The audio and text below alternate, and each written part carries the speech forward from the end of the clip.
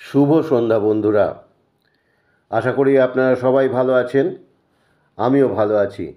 আজ আপনাদের সামনে একটা পৌরাণিক কাহিনী উপস্থাপন করতে চলে আসলাম। আপনারা সবাই মহাভারতের কাহিনী শুনেছেন, সিনেমায় দেখেছেন, টিভিতে সিরিয়াল দেখেছেন।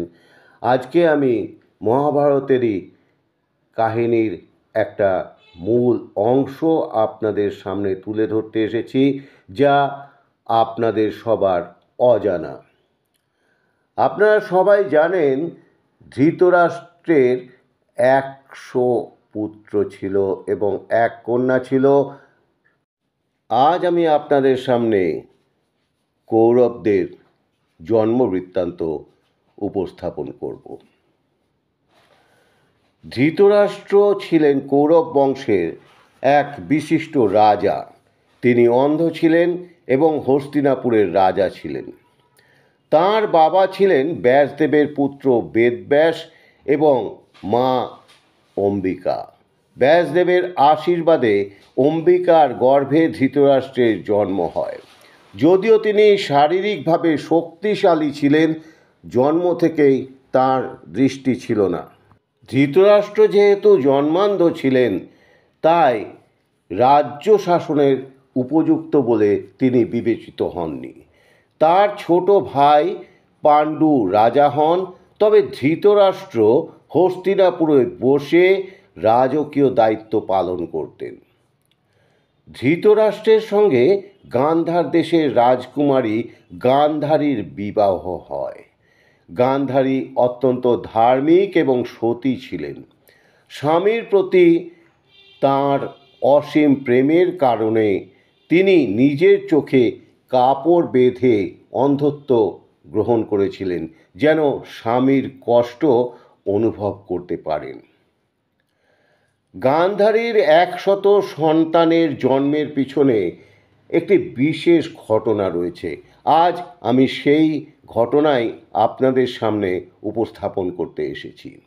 ধৃতরাষ্ট্র এবং গান্ধারী তাদের সন্তান লাভের জন্য ঋষি বেদব্যাসের আশীর্বাদ প্রার্থনা করেছিলেন। তিনি বলেন যে গান্ধারীর গর্ভে বহু সন্তান জন্ম নেবে। গান্ধারী অন্তঃসত্ত্বা হন, কিন্তু দীর্ঘ 2 বছর পর্যন্ত সন্তান প্রসব করেননি। এই দীর্ঘ গর্ভধারণে তিনি হতাশ হয়ে তার গর্ভের ভ্রূণ বের করে ফেলেন। এ সময় ঋষি বেদব্যাস তার গর্ভের সেই ভ্রূণকে 100টি অংশে বিভক্ত করেন। প্রতিটি অংশ তিনি ঘৃত বা ঘি মিশ্রিত পাত্রে রেখে তা বিশেষ মন্ত্রের মাধ্যমে প্রসূত করেন। এই পদ্ধতিতে গান্ধারীর 100টি পুত্র এবং এক কন্যা জন্মগ্রহণ করে। গান্ধারী এবং ধৃতরাষ্ট্রের 100 পুত্র এবং এক কন্যা কৌরব নামে পরিচিত। তাদের মধ্যে সবচেয়ে বড় ছিলেন দুর্যোধন। অন্যান্য উল্লেখযোগ্য পুত্রদের মধ্যে দুঃশাসন, দুঃসহ, দুঃশল, জালন্ধর, ভীমবাহু, যুদ্ধাদ্দল প্রমুখ উল্লেখযোগ্য। তাদের একমাত্র কন্যার নাম ছিল দুঃশলা।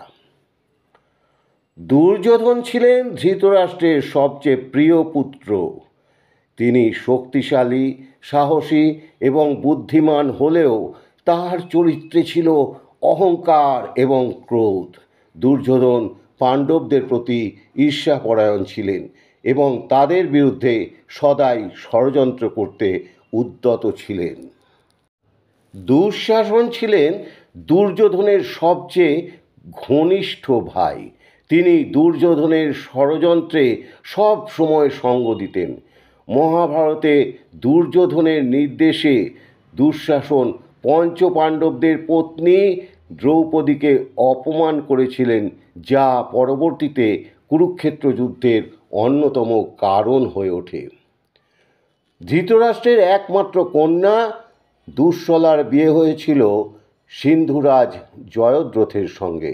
জয়দ্রথ ছিলেন কুরুক্ষেত্রের যুদ্ধে গুরুত্বপূর্ণ ভূমিকা পালনকারী এক চরিত্র। কৌরবরা সংখ্যায় 100 হলেও তাদের চরিত্রে বৈচিত্র্য ছিল। দুর্যোধনের নেতৃত্বে তারা অধিকাংশ সময় পাণ্ডবদের বিরুদ্ধে ষড়যন্ত্রে লিপ্ত ছিল। কৌরবদের এই বিদ্বেষ মহাভারতের মূল সংঘাতের কেন্দ্রবিন্দু।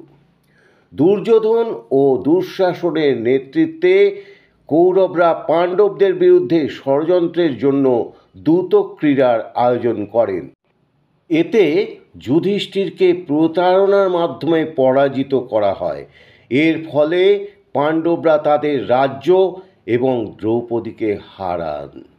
দ্রৌপদীকে সভায় অপমান করার সময় দুঃশাসন এবং অন্যান্য কৌরবরা সহায়তা করে। কৌরবদের ষড়যন্ত্র এবং পাণ্ডবদের সঙ্গে শত্রুতার চূড়ান্ত রূপ ছিল কুরুক্ষেত্র যুদ্ধ। এই যুদ্ধে কৌরব ও পাণ্ডবদের মধ্যে ভয়াবহ সংঘর্ষ হয়। যুদ্ধের শেষে 100 কৌরব পুত্রই নিহত হন। ভীম দুর্যোধনকে গদা যুদ্ধের মাধ্যমে হত্যা করেন, আর দুঃশাসন দ্রৌপদীর অপমানের প্রতিশোধে ভীমের হাতে নিহত হন। যুদ্ধে কৌরবদের সম্পূর্ণ ধ্বংস হয়ে যাওয়ার পর ধৃতরাষ্ট্র এবং গান্ধারী গভীর শোকে ডুবে যান। তাদের 100 পুত্রের মৃত্যু ধৃতরাষ্ট্রের জন্য ছিল অসহনীয়।